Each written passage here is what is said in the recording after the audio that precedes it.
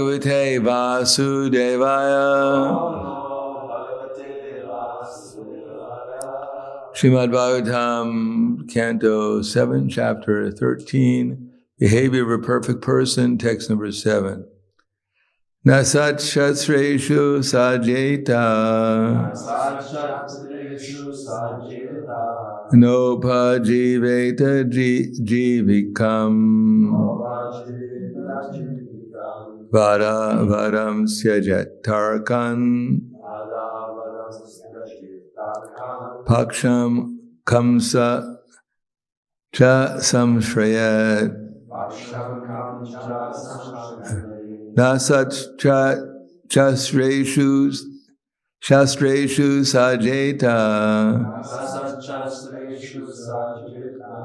nopajiveta jivikam varabadam syajet tarkan paksham kamscha nasamshayat.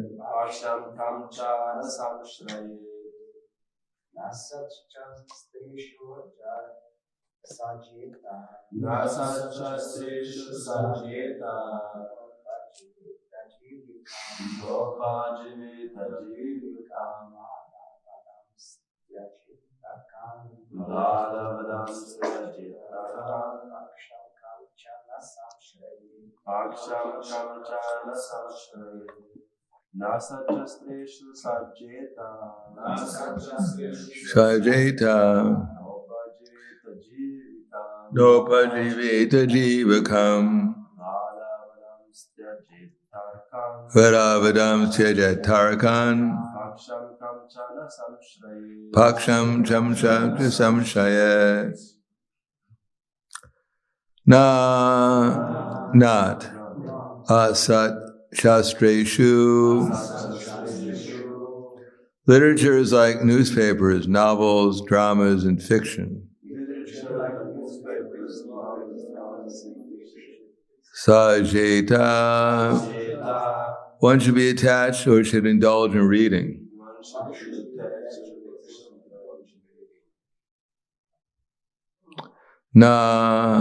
Nor upajiveta.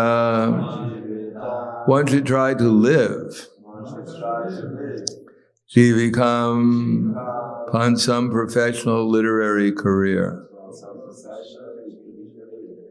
Varavadan, unnecessary arguments on different aspects of philosophy.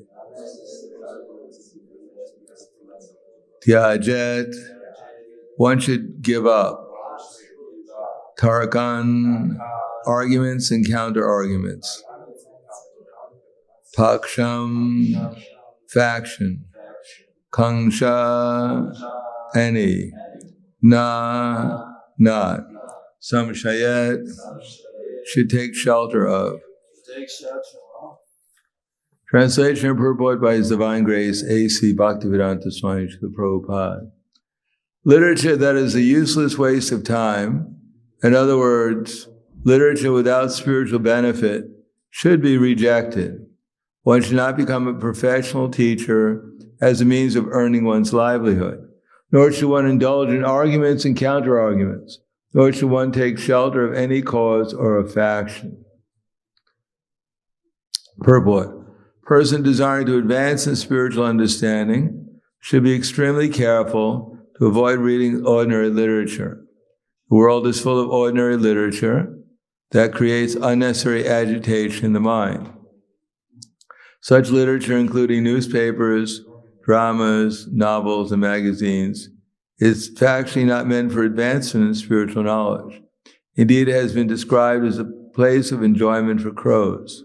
Tadvayasam tirtam. Anyone advancing in spiritual knowledge must reject such literature. Furthermore, one should not concern oneself with the conclusions of various logicians or philosophers. Of course, those who preach sometimes need to argue with contentious opponents, but as much as possible, one should avoid an argumentative attitude. In this connection, Srila Madhvacharya says, Aprayojana paksham na samshayat na prayojana pakshisyan, na rita shishya bandakrit, na choda sina shastrani, na virudana na virudani cha vyasat, na vyakya yo pajiveta, nasidan samcharet, nasidan samacharet, evam bhuto yatir yati, tat eka sharno harim. There is no need to take shelter of unnecessary literature or concern oneself with so many philosophers and thinkers who are useless for spiritual advancement. Nor should one accept a disciple for the sake of fashion or popularity. One should be callous to all these so-called shastras, neither opposing nor favoring them. One should not earn one's livelihood by taking money for explaining shastra. Sannyasi must always be neutral and should seek the means to advance into spiritual life, taking full shelter under the lotus feet of the Lord. Literature that is useless waste of time, in other words, literature without spiritual benefit, should be rejected. One should not become a professional teacher as a means of earning one's livelihood, nor should one indulge in arguments and counter-arguments. Nor should one take shelter of any cause or faction.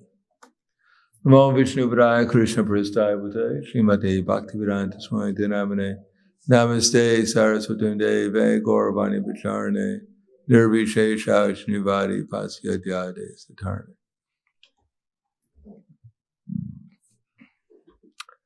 Our philosophy is quite simple. We're supposed to try to become self-realized. Self-realized means that we're all eternal spiritual beings, now conditioned by material nature, and because of our attachment to the material energy, we're going to take one birth after another and 8,400,000 species of life. And therefore, the real problem that we have is not what most people think the problem is. Most people think the problem is nidriya nriyate naktam avavayena chavavaya divya chartehaya rajan katumba bharane nava. Pariksha Maharaj had asked the question, what is the duty of a person who's about to die? Now, most people would think this is a very morose question, that poor Pariksha Maharaj, he was absorbed in death, and therefore, because he had a terminal illness, therefore he was absorbed in thinking of death. But we shouldn't be so morose, because we're practically going to live forever. So why should we concern ourselves over such a disturbing question? Because Shukadeva Goswami did not think the question being disturbing. He said, Varyan Esha Te Prashta, Krito Lokahita Ripaha, Atmatam Samatat Pumsam, Shrotivyadishu Yakparha. That this question is actually Varyan. It's glorious. And it's actually the prime question that everyone should be asking. And if we receive the answer to this question, it'll be beneficial not only for the person who asked the question, but even the person who answered the question will be benefited. And the whole audience will be benefited. So what's the problem? Why do people think that this is morose? Because Shrotavyadishu Rajendra, Srinam Shanti Sahasra Shaha, Apashitam Atmatatvam Griheshu Grihamedinam. People who are blind to self-realization, they have hundreds and thousands of questions they're asking. And each one of those questions will make them more blind to self-realization. Because what are they about? My dear fellow learned person, please tell me where the worm is. Beep, beep, beep, beep. Where's the worm? And the educated bird says, beep, beep, beep, beep. The worm is over there. Oh, thank you. You've enlightened me. So people are concerned more than ever. You can go on the internet. There are seminars that last dozens of hours all about how to sleep. Now, even a dog in the street doesn't have to take the seminar, although he's not in a fancy bed. He doesn't have central heating. There's no one to massage his pores before he goes to sleep. It doesn't really matter what the time of the day is. If he has to sleep, he just lies down, goes to sleep, and that's it. He doesn't have to make a special tea in order to go to sleep. Similarly, in India, if you go there, people have no money, and they sleep. I was going to the Yoga Institute. I was taking lessons maybe 20 years ago at the Iyengar Institute. On the way, some other devotees were with me, Mahendra from Bulgaria, Mahendra Prabhu, and Hridaya Chaitanya Prabhu was also going to the Yoga Institute with me every day. And at night it was early in the morning. It started like 5 o'clock in the morning or something. Our first lessons for the day. And we passed by places where homeless people were. Of course, every sannyasi is homeless also, theoretically. But there were many people lying on the street, perfectly sleeping, undisturbed. They didn't even turn. And every day they were like that. There was no question that they were homeless, they were shivering in the cold, whatever. No, they knew how to perfectly sleep because they had nothing to worry about. When they went to sleep, they weren't bothered by so many things. They weren't bothered by the rent they had to pay. They weren't bothered by the mortgage. They weren't bothered by the price of the car, or their wife was going to run away with some other man, what kind of education the children were going to get. They had no worries whatsoever. Maybe they were worried, we're going to get something to eat tomorrow. But generally, it wasn't a big concern because they didn't have to eat very much. They weren't doing very much. So they slept perfectly, peacefully. But nowadays, people have so many things to worry about. Pay the mortgage, pay the car, pay the rent, keep their wife happy, educate their children, retirement fund, so many things. Who's secure the car and the garage, secure the garage, secure the building that has the garage. And therefore they can't sleep at night. They have too many things to worry about. They can't make enough money. All they do, everything's on credit. And the credit, they can't pay off the credit. So they're always being threatened to lose everything. If they get one cold, everything folds. Their job folds, their house folds, their family folds, everything folds because they sneeze 3 times. Exaggeration, but actually people are worried about everything. Nidriya rite nakta vavavayena chavavya. And they've made it such that people don't think that they can be happy without sex life. Unless they have sex life all day long, be stimulated sexually all day long, they feel that their life is like incomplete. They're missing out on something. Although we don't find anyone dancing in the street because they're unrestricted sex life. Actually, we find people morose who are engaged in such activities. But still, there's so much propaganda that people are actually believing that that's the only way of finding happiness in this world. And of course, then they have to make money, work like a dog, so they can eat like a hog, sleep like a bear, have sex like a pigeon, and defend themselves like a tiger. They have to get enough money to do all those things. And then they think they're secure. But deha patya kalatradishu atma sanyeshva satsupi tesham brahmato nidanam pashanapi napashiti. What is all this about? What is the whole thing about? What are they working so hard for? Accumulating so much wealth and buildings and assets is all meant to protect them from death. They think if they make their bodies strong and healthy, if their wife is strong and healthy, the kids grow up and become lawyers and doctors, their dog is trained to bite strangers. Guard dog goes, woof, warr, get away. It's my house. If they're trained like that, then they think they'll be protected from death. But actually, they're dying anyhow. Everyone's dying. Even the dog will die. No matter how strong it is and how many teeth it has, eventually it dies also. Everyone dies, no matter what the protection is. Even King Ugrasena, he had at least 4 quadrillion bodyguards, and he disappeared too. So how many bodyguards will need him in order to protect us from death? Hiranyakashipu got stomach problems and died, although he got so many benedictions from Lord Brahma. What to speak of our little selves? We eat 2 extra samosas and we're finished for the week.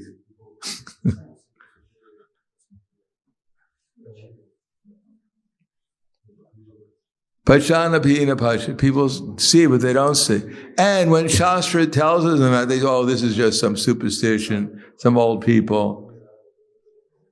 No, Krishna says, actually our enemies are very clear and it's very simple. Trivida narakasya dwaram nashitam atmanaha kama krodha tatalovas tasmat etam trayam chajet. There are 3 gates leading to hell. Not 4 or 5. Of course, maybe 4 or 5, but these are the main ones. These are the golden gates to hell. Lust, anger, and greed. Lust. People think this is the purpose of life, to become lusty. Prabhupada said, if they don't become lusty, if they lose their lust, they get old and the lust diminishes, then they have an operation, so they get monkey genitals, so they can be revived again, their lusty desires. And in their next lifetime, they'll have to become a monkey, and their genitals will be removed also to provide inspiration for some man, old man. And of course, they want lust, but they don't want to become frustrated. But that's inevitable. You try to satisfy lust, it'll turn into greed. And greed can never be satisfied.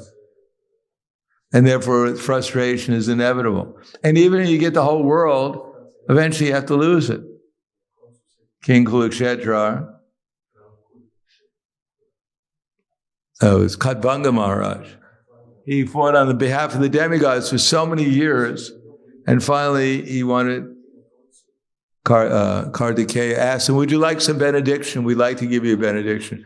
So he said, yes, I'd like a benediction for all my endeavor on behalf of the demigods. But please tell me, before I ask for the benediction, how long do I have left to live? And Kartikeya said, well, you have 1 second left to live.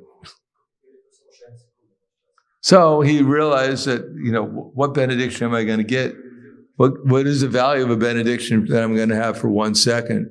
So he came to this earth planet and fixed his mind upon Krishna and went back to the spiritual world.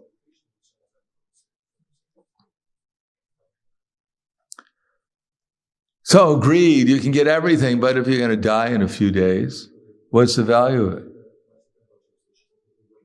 And then you'll just be frustrated. Everything you work so hard for, you're about to lose, and the only thing you're going to get is a reaction for all your activities in your next lifetime or in future lifetimes. Prabhupada even said, a big prime minister in India, he thought that the whole India depends upon me. And then Prabhupada heard from one astrologer that after leaving his body, he became one of 2 dogs in Sweden. Now, whether he became 1 or 2 dogs in Sweden, I don't know. I can't confirm it because I haven't seen his horoscope. In any case, the possibility is there. There are so many dogs, and some of them are were probably formerly prime ministers or presidents or kings, whatever. There's no guarantee. According to one, there's so many more insects and birds and other types of living entities than there are human beings. So obviously, to get the human form of life is quite rare. To get the body of a lower form of life is quite probable for most people. Why? Because of lust, anger, and greed. They force one to perform sinful activities. And sinful activities, you get sinful reactions. And sinful reactions means you go to the lower modes of material nature and you suffer. Urdvam gachati sattvasta, madhya tishtati rajasa, jaganya gunavrittista, ado gachati tamasa. If you perform pious activities, which means you follow the Shastra, and you give up lust, anger, and greed, then you go upwards. And if you keep on steadily, you regulate your lust, anger, and greed to some degree, then you remain on this earth planet. And if you perform more and more sinful activities, ado gachati tamasa, as you go into the lower modes of nature, lower modes of ignorance, then you go to the lower planets and take animal species of life. It's not that we made it up. We're not creating by our words the cats, the dogs, the insects. They're there for everyone to see.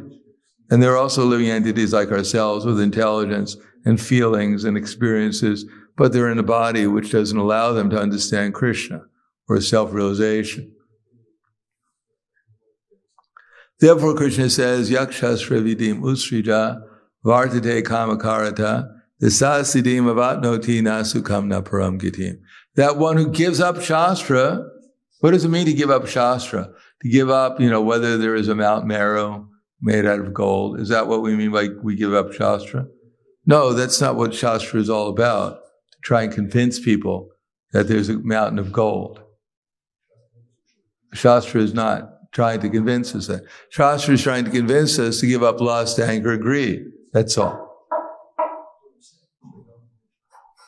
Now, there may be some connection about Meru and giving up lust, anger, and greed, because if the material scientists say that everything that exists is only on this planet, and there's no supreme higher consciousness, therefore the only thing left is lust, anger, and greed. So Mount Meru might fit into that in that way, but it's not the essential part of our philosophy, especially by itself. Our philosophy is to give up lust, anger, and greed by taking shelter of Krishna. But we have to believe there is a Krishna. And if we can't see how Krishna is moving the sun and the moon in their orbits, then how can we believe that there's a Krishna? If right before our eyes, Krishna is working by his inconceivable energies and we deny it, then obviously we're not interested in reality. We're interested in the fairy tales that the so-called scientists are telling us.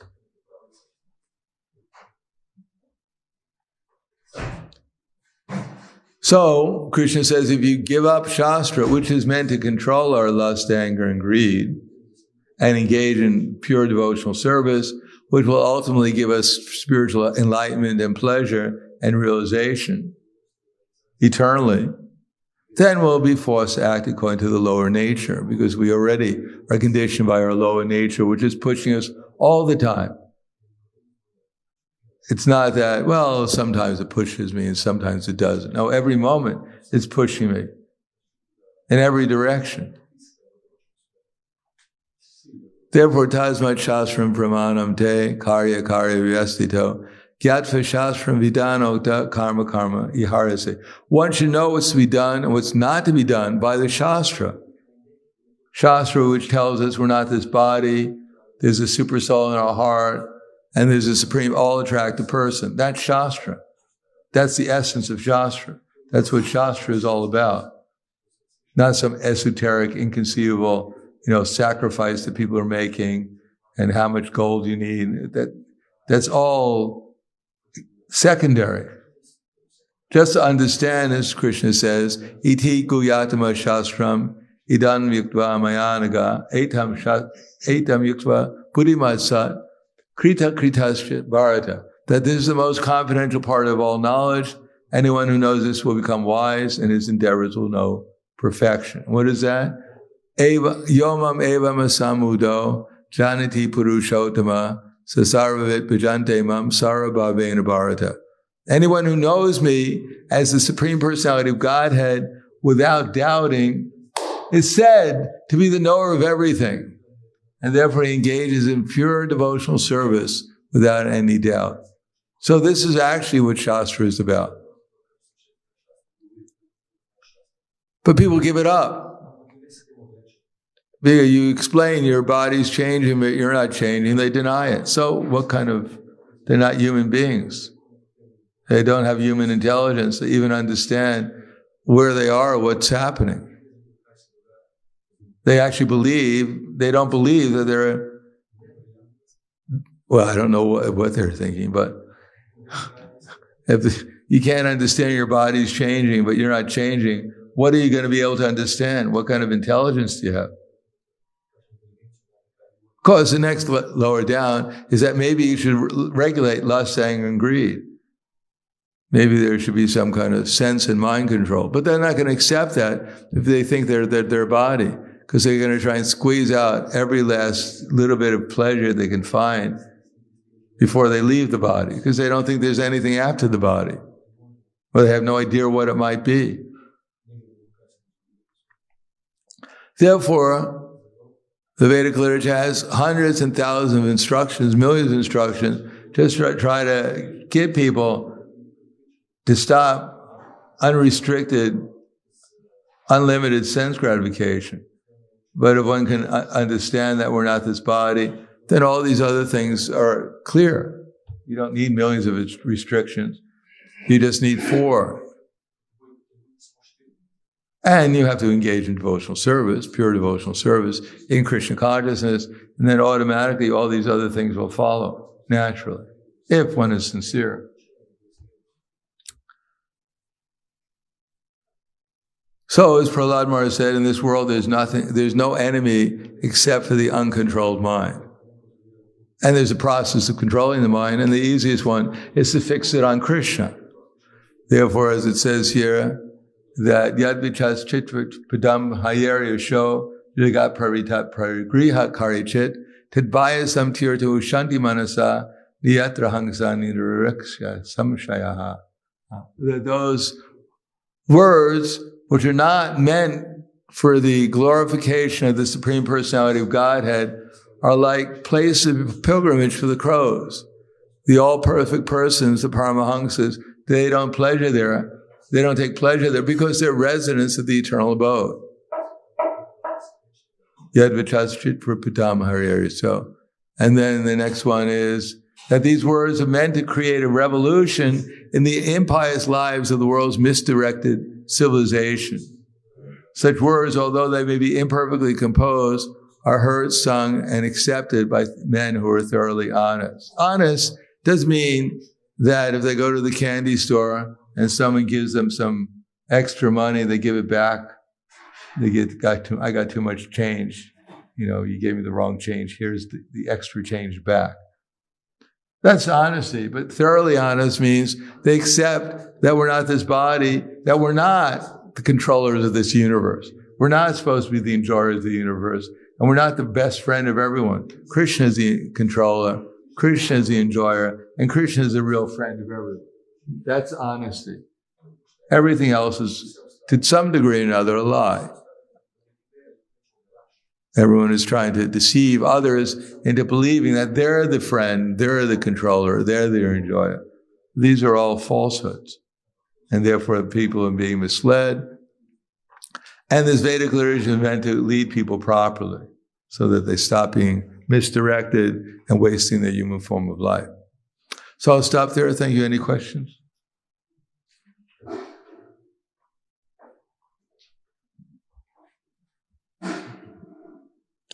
You mentioned that there is 3 enemies or 3 golden gateways.